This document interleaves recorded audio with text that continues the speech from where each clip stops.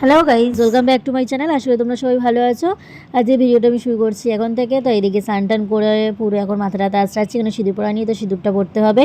তো মাথাটাতে আঁচড়ে চুলটা বেঁধে তারপরে সিঁদুরটা পরবো। পরে এখন অনেক কাজ, চলো তোমাদের সঙ্গে শেয়ার করছি।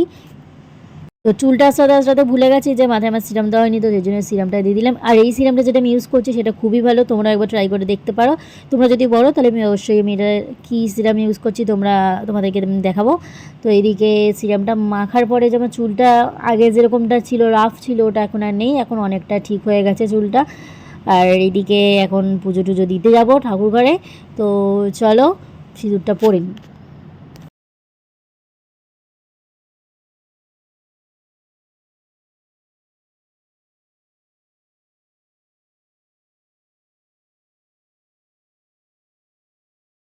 আর এদিকে রান্নাঘর চলে এসেছি, রান্নাঘরে সব কিছু বার করে রেখে দিয়েছি। এই যে হাঁড়িতে জল নিয়ে রেখে দিয়েছি, তো হাঁড়িতে ভাতটা বসাতে হবে। আর ওইদিকে চায়ের কাপও বাইরে বার করা আছে, কারণ চাটাতে বসিয়ে নিতে হবে। চা বসানোর পর নামানোর সঙ্গে সঙ্গে ভাতটা বসিয়ে দিই, তাহলে খুব একটা দেরি হয় না। আর এদিকে দেখো পুজো দেওয়া কমপ্লিট হয়ে গেছে, তোমাদের ব্যাক ক্যামেরায় দেখাচ্ছি। এই যে আমার গোপুসোনাকে আর সবাইকে আমার দেওয়া হয়ে গেছে। আর এইদিকে এখন যাবো হচ্ছে রান্নাঘরে। তো এখন রান্নাঘরে আগে যাওয়ার কাজ শুরু করার আগেই আমার একটা কাজ হচ্ছে আগে একটু জল খেয়ে নেওয়া। আর একটুখানি জলই খাই, বেশি খাই না, কিন্তু সকালবেলা একটু খালি পেটে জলটা খাই, তাহলে একটু শরীরটা ঠিক লাগে আর কি। বেশি জল আবার খেলে আনি কিরম একটা লাগে, একটু মানে গা মা গুলিয়ে যায়। আর এদিকে বাইরে দেখছি পুরো একদম রোদ আছে, ভাবলাম তাহলে একটু রিলস টিলস করবো। আর সাথে সাথে একটা পেঁপে কেটে, তো কাঁচা পেঁপে আমার ভালোই লাগে খেতে, পাকা পেঁপে আমি খাই না, তো কাঁচা পেঁপে ভাই, সেজন্য একটা কাঁচা পেঁপে খেতে খেতে চাটা বসিয়ে দিয়েছি। তো এটা খেতে খেতে এখন চাটা করে নেবো। তো চলো দেখতে থাকো।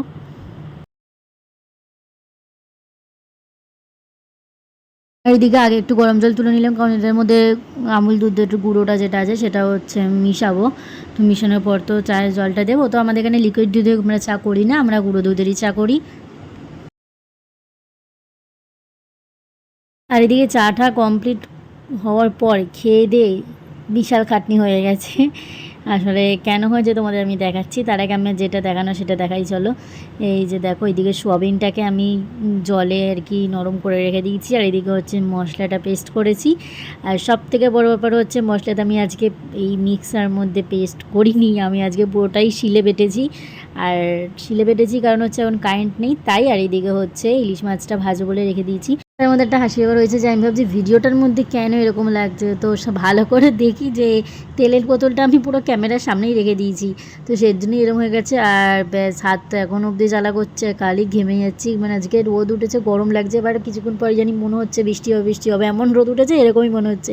তাই প্রথম দিয়ে এখনও পুরো আশা করিনি যে আমি রিলস বানাতেই পারবো। তো আজকে রান্নাবান্না করে ভেবেছিলাম একটু রিলস টিলস বানাবো, কিন্তু সেটা আর হয়ে উঠলো না।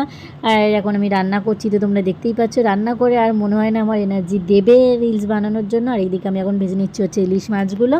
তো বেশি ইলিশ মাছ নেই, 3 পিস মাছ আছে, আর হলো 1 পিস মাথা আছে, তো সেটাই ভাজা হবে। আমি মাছ খাবো না, আমি আজকে সোয়াবিন দিয়েই খাবো। আমার সোয়াবিন খেতে ভালো লাগে, আমার মাছ খেতে খুব একটা ভালো লাগে না, না মাছ না মাংস, আমার এইসব খেতে বেশি ভালো লাগে না। আর এটা হচ্ছে সেই সোয়াবিনগুলো যেগুলো ভিজিয়ে রেখেছিলাম, পুরো নরম হয়ে গেছে, আর এগুলো একদম গুঁড়ি গুঁড়ি। এগুলো টেস্ট খুব সুন্দর হয়, মানে একদম তরকারি যদি সুন্দর করে রান্না করা হয় তাহলে বড়ো সোয়াবিনের দিয়ে ছোটো সোয়াবিনগুলোর টেস্টগুলো বেশি ভালো লাগে খেতে। আর এদিকে ভাতটাকে উপরে দিয়ে রেখেছিলাম, তো এখন এর জন্য তুলে নিলাম। ভাতটা দেখলাম না ঠিকঠাকই আছে। অনেক সময় ভাতটা কী হয় যে এক এক সময় বেশি নরম হয়ে যায়, এক এক সময় বেশি শক্ত হয়ে যায়। তো আজকে প্রথম পারফেক্টই ভাতটা নামিয়েছি। আর এখন বসাচ্ছি হচ্ছে সোয়াবিনের তরকারিটা, সের জন্য আমি নিয়েছি শুকনো লঙ্কা, গোটা জিরা, আর হলো এদিকে গোটা গরম মশলা। আর এদিকে মাছগুলোকে ভেজে রেখে দিয়েছি, তার সঙ্গে একটু তেলও তুলে রেখেছি, তাহলে খেতে ভালো লাগে।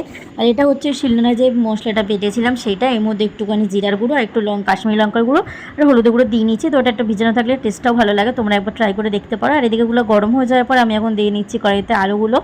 তো দেখলাম এদিকে আলুগুলো অনেকটা ভাজা হয়েই গেছে, তাই এর মধ্যে আমি একটু হলুদ দিয়ে দিলাম লাস্টের দিকে। তারপর এখন দেবো হচ্ছে সোয়াবিনগুলো।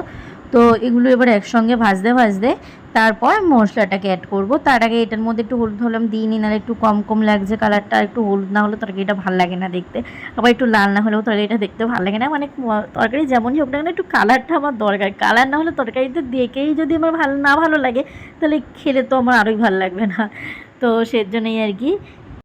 আর এদিকে ভাজা ভাজাটা হয়ে গেছে অনেকটা, তো সেজন্য এখানে আমি এখন অ্যাড করছি হচ্ছে যেটা আমি শিলনোড়ায় পিষে রেখেছিলাম যে মশলাটা সেটা। তো এর মধ্যে আমি লঙ্কার গুঁড়ো, জিরার গুঁড়ো আর একটু কাশ্মীরি লঙ্কার গুঁড়ো আমি 3টেই মিশিয়ে রেখেছি। তো এখন এটাকে আমি ভালো করে কষাবো, তো কষাতে কষাতে তারপর জল দেবো। এটার মধ্যে বাটাটাকে রেখেছিলাম, ওটার মধ্যে জলটা রেখেছিলাম, ওটা দিয়ে একটু একটু করে কষাবো। আর এদিকে দেখো গাইস অনেকটা কষানো হয়েই গেছে। তো এদিকে কারেন্ট ছিল না, এখন যাই কারেন্টটাও দেখলাম চলে এসছে। তো সেই জন্য লাইটটা ধরে নিই, কারণ অন্ধকারে রান্না করতে খুবই অসুবিধা হয়। অন্ধকার থাকে না খুব একটা, যেহেতু জানলার সামনেই, তো সেই জন্যই আর কি অতটা লাইটটা না হলেও হয়। কিন্তু লাইটটা জ্বললে কি ক্যামেরা যখন ভিডিওটা করি সেটা ভালো আসে, বেশ বোঝা যায় ভালোভাবে। নাহলে একটু অন্ধকার লাগলে ক্যামেরাটাতে ভালো আসে না। তো সেই জন্যই লাইটটা ধরিয়ে নিলাম। আর কারেন্টটা আজকে অনেকক্ষণ ধরেই ছিল না, সেই যে রান্না শুরু করছি তখন ধরে কারেন্ট নেই। তো আটাটা তো পুরো আজকে শিলনোড়াতেই পিসতে হলো।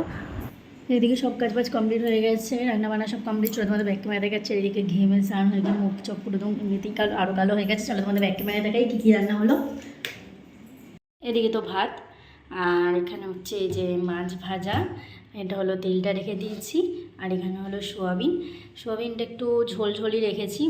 তো এদিকে বাসনগুলো তো সব বেরিয়েছে, মাজতে হবে।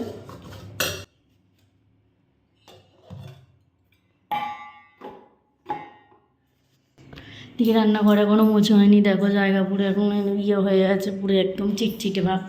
দেখো সবে গ্যাসটা হালকা করে একটু মুছে রেখেছি, তো এদিকটা ভালো করে মুছতে হবে। আর ওই যে বাসন বেরিয়েছে এগুলোকে মাজতে হবে এখন গিয়ে। আর এদিকে আমার গোপালকে একদম দুবার দেওয়া হয়ে গেছে, মুখ শুকিয়ে অবস্থা হয়ে গেছে। তো যাই হোক, তো বন্ধুরা চলো এখন অফ করছি, পরে দেখা হচ্ছে। এদিকে এই খেয়ে দিয়ে উঠলাম, খেয়ে দিয়ে উঠেই শুলাম, ভাবছিলাম একটু রিলস বানাবো, কিন্তু বাইরের যে অবস্থাটা পুরো ঝমঝম করে বৃষ্টি নেমে গেছে, পুরো ছাদ ভিজে পুরো একদম পিছলা হয়ে গেছে। তো সেই জন্য আজকে আর রিলস টিলস কিছু বানানো হবে না। মেঘলা ওয়েদার হয়ে গেছে, তোমাদের ব্যাক মেরে দেখাচ্ছি, দেখো পুরো মেঘলা ওয়েদার, দেখো এরমভাবে আর কি রিলস বানাবো, হয় না কিরমভাবে রিলস বানাই, আর মাথা ভালো লাগে না। তো সেই জন্য এখন ঘরেই শুয়ে আছি। আজকের ভিডিওটা আমি এখানেই শেষ করলাম। যদি ভিডিওটা ভালো লাগে তাহলে অবশ্যই লাইক কমেন্ট শেয়ার করতে ভুলো না। আমার চ্যানেলে যদি নতুন হয়ে থাকে তাহলে অবশ্যই সাবস্ক্রাইব করে দিও। তো চলো টাটা, দেখা হচ্ছে নেক্সট ভিডিওতে।